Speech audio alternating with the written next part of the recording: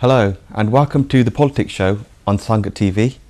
As you're aware, there's a general election on Thursday the 9th of June.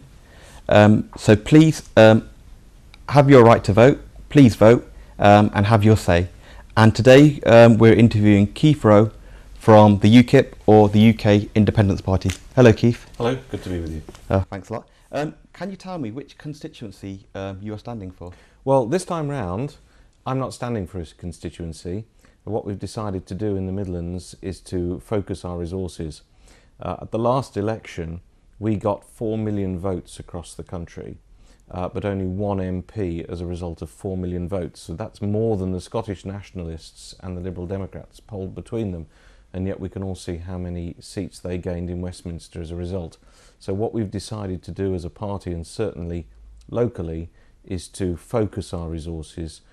So I am spending my time and a lot of my campaigning helping one of our main candidates in the Midlands, which is Bill Etheridge MEP. He's standing for Dudley North, and he's probably got one of the best chances of any of us of actually getting elected. So we're all piling in there, putting our efforts behind Bill, because we really want to get him into Parliament. Okay, that's great. So tell us, why do you feel your party has the best chance and is in the best place to serve the UK? Well, we are the only party fully committed to getting us out of the EU.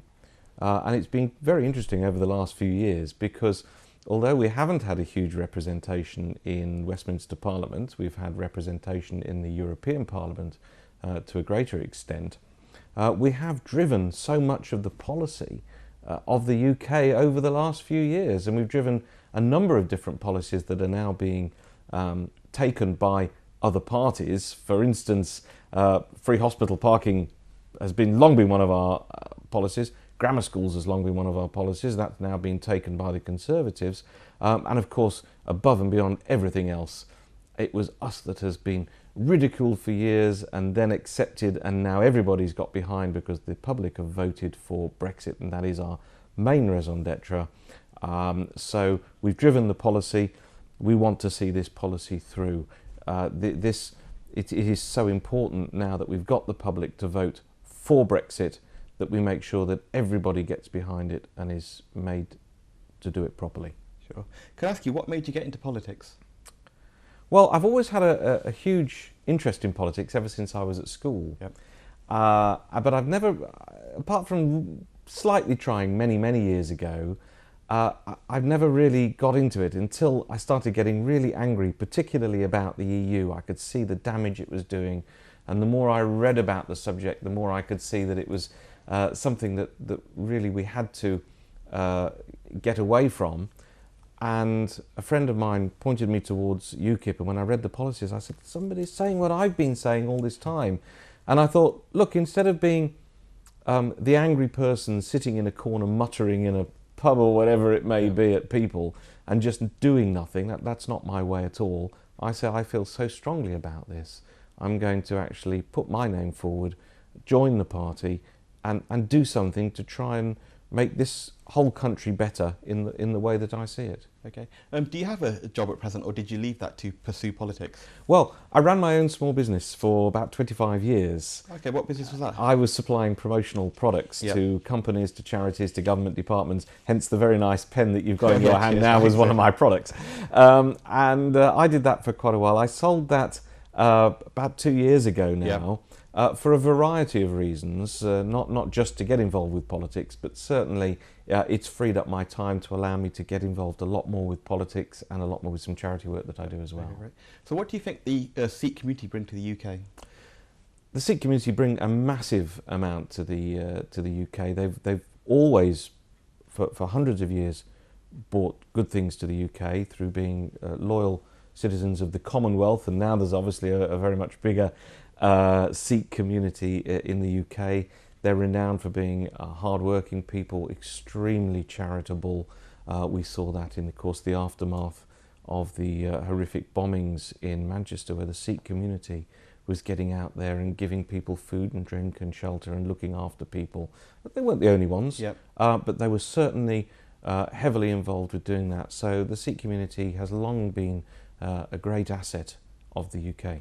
Okay, great. And why do you think your party is best placed to serve the Sikhs? I think UKIP is best placed to serve a lot of minority communities, not specifically just the Sikhs. Yep. We certainly welcome the diversity that the Sikh community brings. But, for instance, one of the things that will help the Sikh community is the fact that we want a level playing field across the world for immigration, so that if Sikh families want other family members to join them, Yep. It won't just be, at the moment, you've got this ridiculous situation where if your family is in France or Germany or Poland or any of the other EU countries, Yep. they can literally just get on a plane or a boat, whatever, and come in. Yep.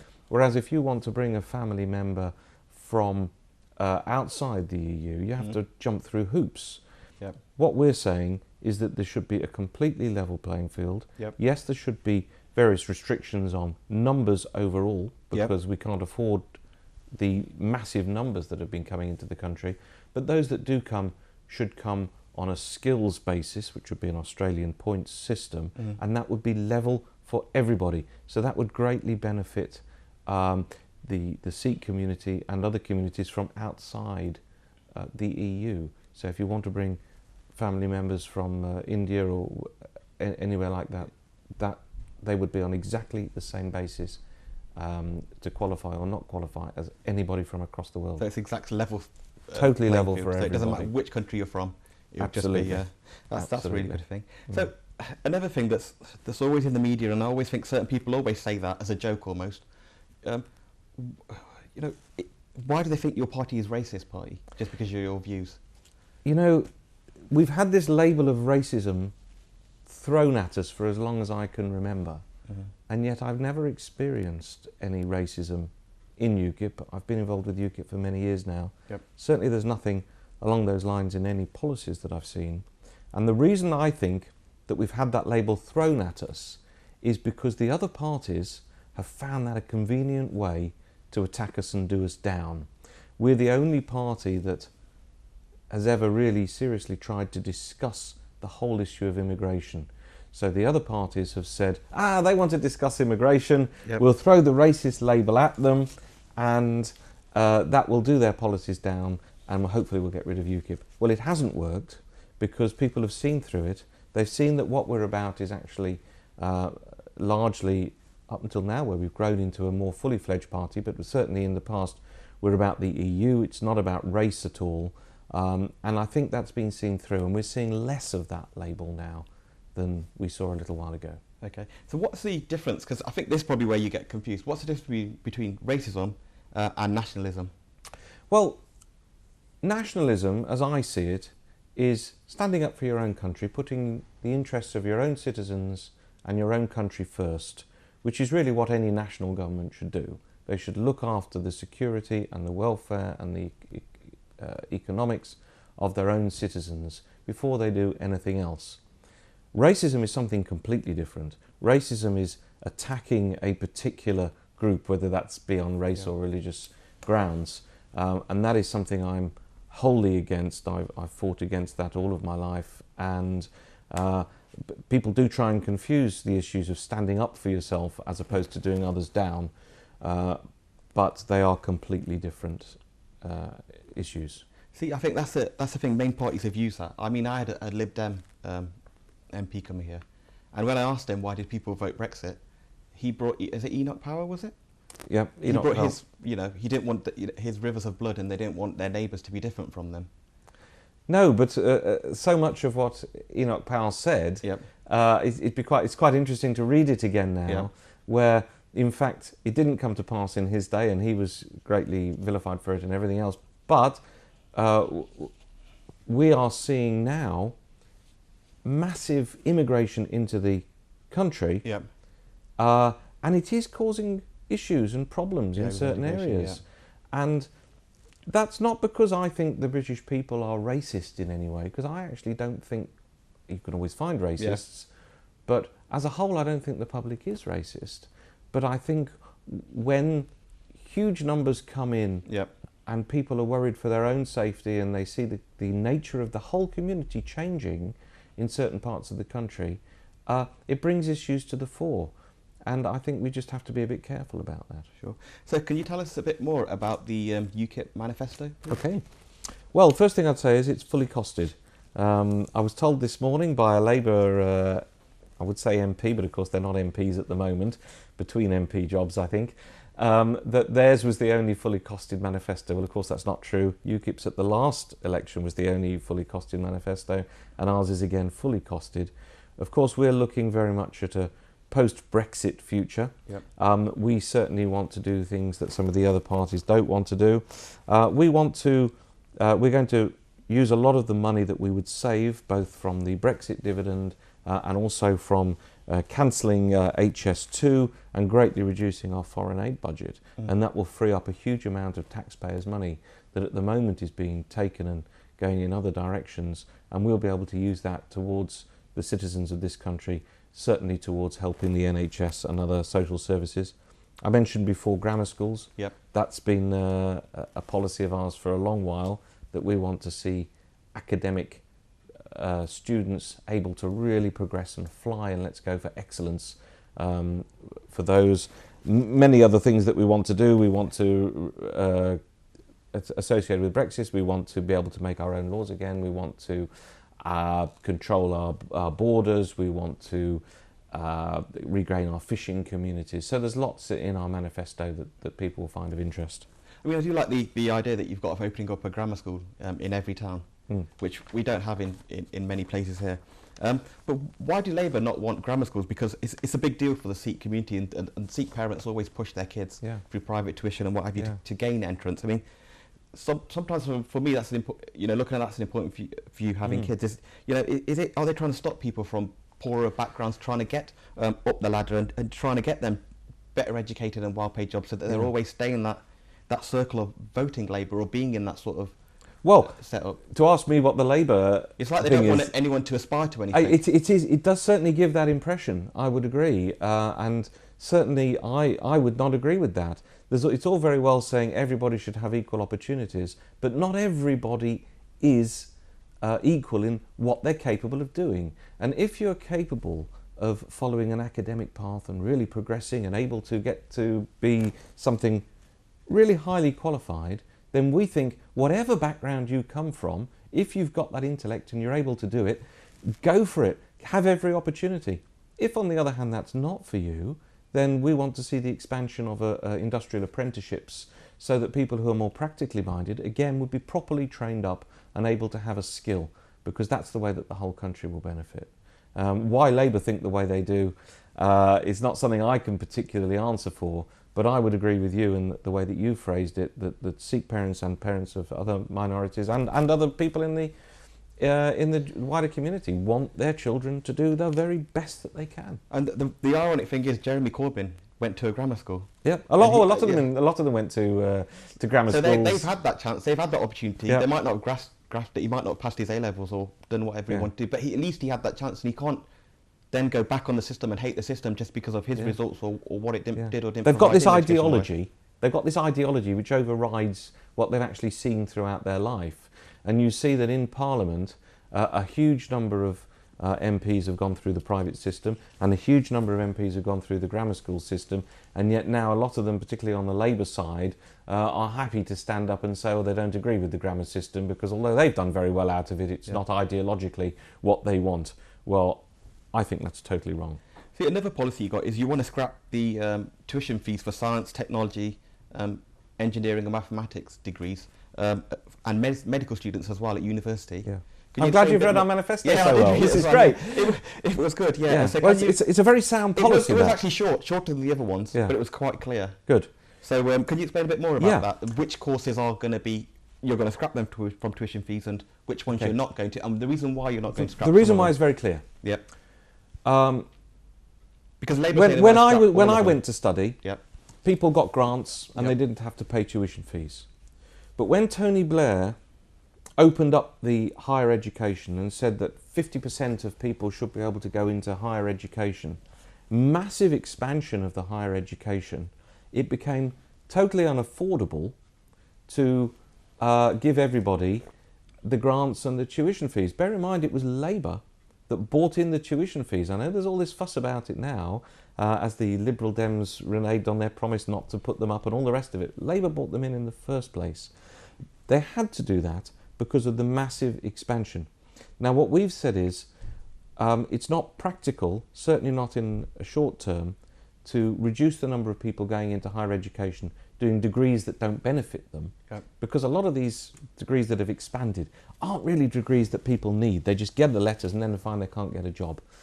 But we're saying that where those degrees fund the skills that this country desperately, desperately needs, so whether it be nursing, whether it be medicine, whether it be engineering, where those skills are ones that the country is desperately short of, then the government will fund the fees.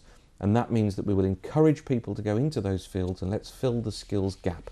And that's vital for the future of the country. I don't think any of the other parties are saying that. Okay, so why do you think Brexit would be a good thing for the UK? I mean, a lot of Sikhs voted Brexit, and I remember Godwara's giving out leaflets with for leave. Thank you. Yeah. It's going to be good for the country, and it's going to be good for the Sikh community, and it's going to be good for any outward-looking people, because we will be able to trade across the world. We'll be able to expand our horizons. Britain has historically been a trading nation, and we've been restricted since what was the European Economic Community turned into the EU, and we had this closed customs union that meant that we couldn't enter into trade deals or deal freely beyond the EU. That's held us back. And the minute we're free of the shackles of the EU, we'll save a fortune that we're paying to be in this club that is going to other countries. We'll be able to look at our immigration policy as we've already discussed. We'll be able to trade freely across the world. We'll be able to rebuild our fishing communities. We'll be able, above and beyond everything else, to make our own laws again that won't be subservient to unelected bureaucrats in Brussels. We are going to be much better off as a country. So what about the trade deals that we're going to lose within the EU? What trade deals? Well, the fact that we've got an open market.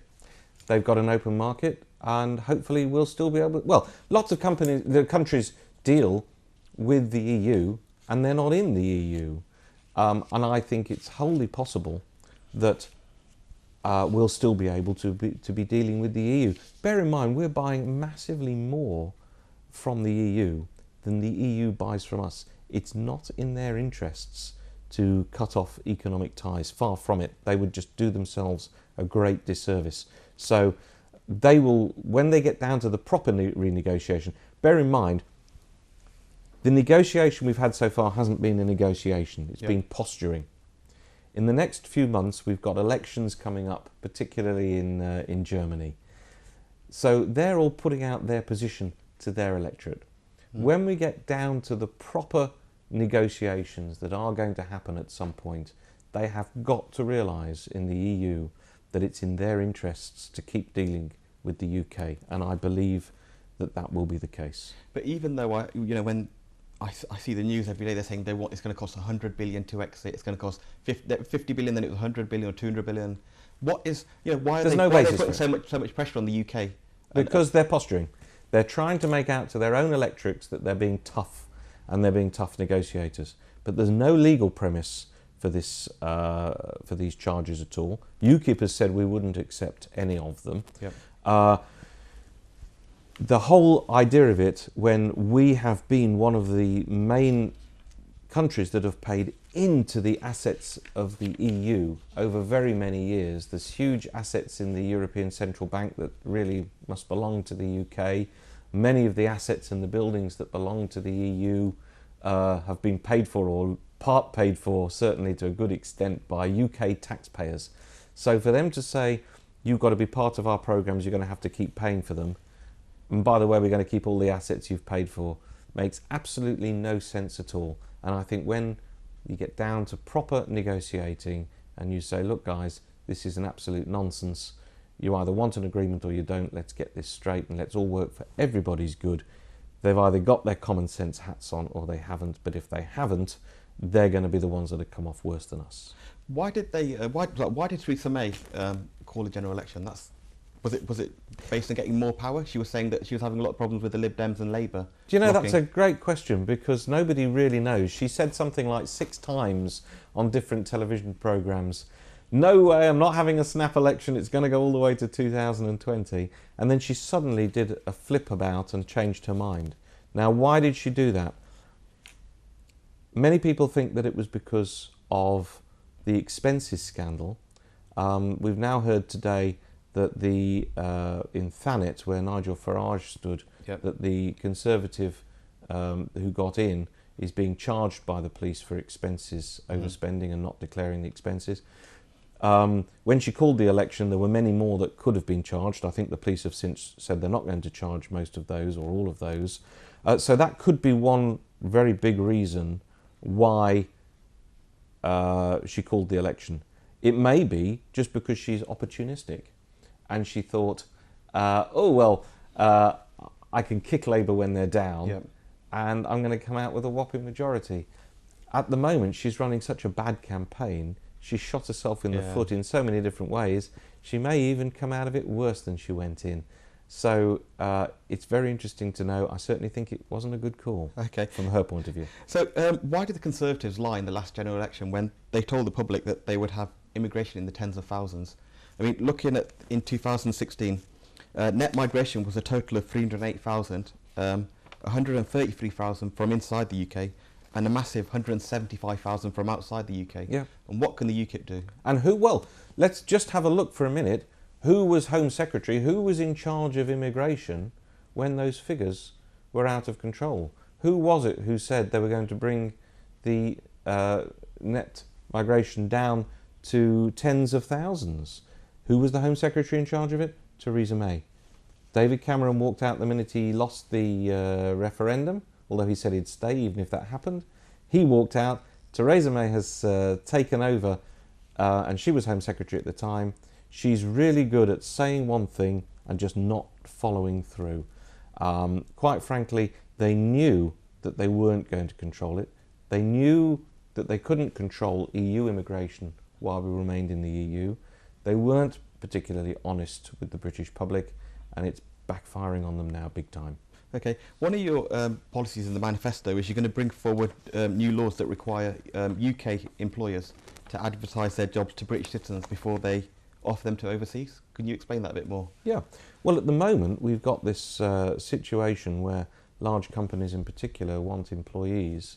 They're forced by EU regulations. Yep. They're forced by EU regulations to have to advertise them in EU journals. So what that often means... Oh, I didn't know that. Yeah. So what often happens is that you'll get X number of people required in a job in Coventry or Birmingham or whatever, and they're looking for, say, low-skilled labour. That'll be advertised in Poland or Bulgaria or wherever the low-skilled labour is, so that they'll all see it and say, hey, great guys, let's go over to Britain and take one of these jobs. Probably not even advertised at all in the city where there may be high unemployment of low-skilled labour. So what we've found is that EU regulations in this way have increased immigration into the country, driven down wages and kept unemployment particularly in the unskilled British labour sector. It's kept the unemployment high. So what we're saying is, I mean, Gordon Brown said it, others have said it as well, but we actually have a way of meaning it because we want to get out of we're going to get out of the EU now because of UKIP pressure, and we're actually saying, you know, let's put British people and the population that's here at the forefront of our policies. Let's get the British people here jobs before we bring someone in to do that work. Okay, Gordon Brown, I remember when, was it his last campaign, was it in 2010? Yeah. When a party member, complained about immigration, and it was, I remember he was still being recorded. He was. And he called her a bigot, wasn't he? He called her a bigoted woman, yes. In fact, they played that clip again the other day on television. And yes, it just shows how some people are contemptuous of their voters rather than really being part of their voters. They think a lot of these Westminster politicians aren't they're in their own little Westminster bubble. They're not part of the communities that they purport to come from. And it really showed up in that, and it did him a huge amount of damage.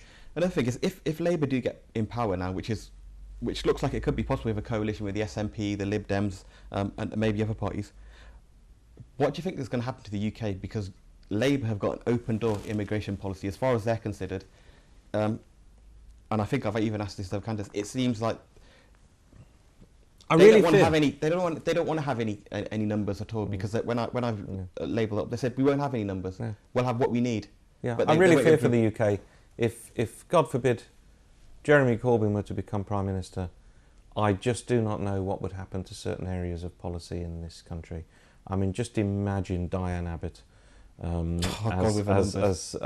you know, it is really frightening to think about I mean, I'm not saying the Conservatives have been particularly brilliant, and I don't think Theresa May has particularly showered herself in glory.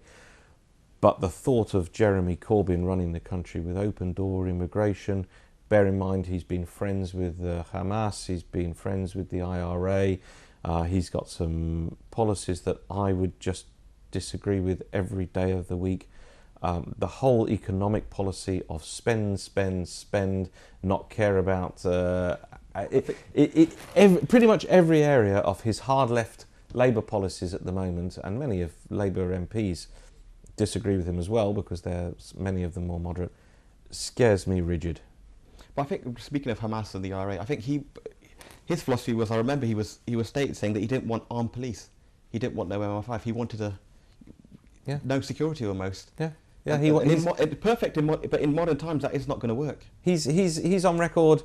Watch the film clips of him at various times throughout his career, refusing to condemn IRA atrocities, wanting to reduce spending on the armed forces.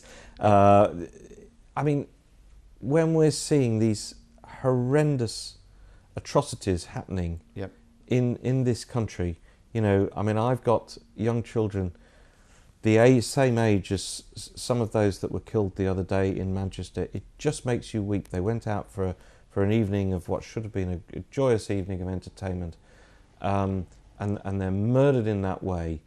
And this country has to get to grips with the people that are perpetrating these atrocities.